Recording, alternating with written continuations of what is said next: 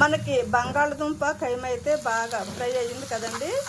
ఇప్పుడు మనము కైమా బాయిల్ చేసుకున్న వాటర్ ఉంటుంది కదండి, ఇప్పుడు దీంట్లో వేసేసుకోవాలండి. కైమా బాయిల్ చేసుకున్న వాటర్ అయితే ఇప్పుడు ఇందులో వేసేసుకోవాలండి.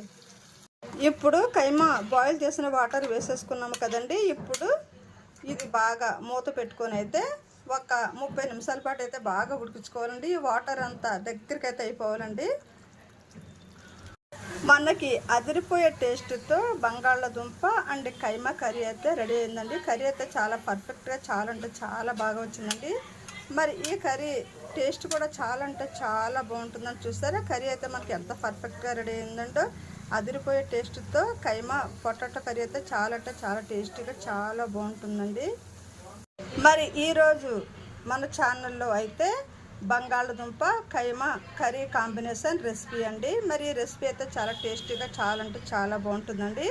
మరి ఈ రెసిపీ కనుక మీకు నచ్చితే నా ఛానల్ అయితే సబ్స్క్రైబ్ చేయండి, లైక్ చేయండి, షేర్ చేయండి. అలాగే ఈరోజు మన ఛానల్లో బంగాళదుంప అండ్ కైమా కాంబినేషన్ కర్రీ అండి. మరి ఈ కర్రీ కనుక మీకు నచ్చితే నా ఛానల్ అయితే లైక్ చేయండి, షేర్ చేయండి. అలాగే మరి నా ఛానల్ అయితే సబ్స్క్రైబ్ చేయండి. థ్యాంక్ యూ వెరీ మచ్ అండి.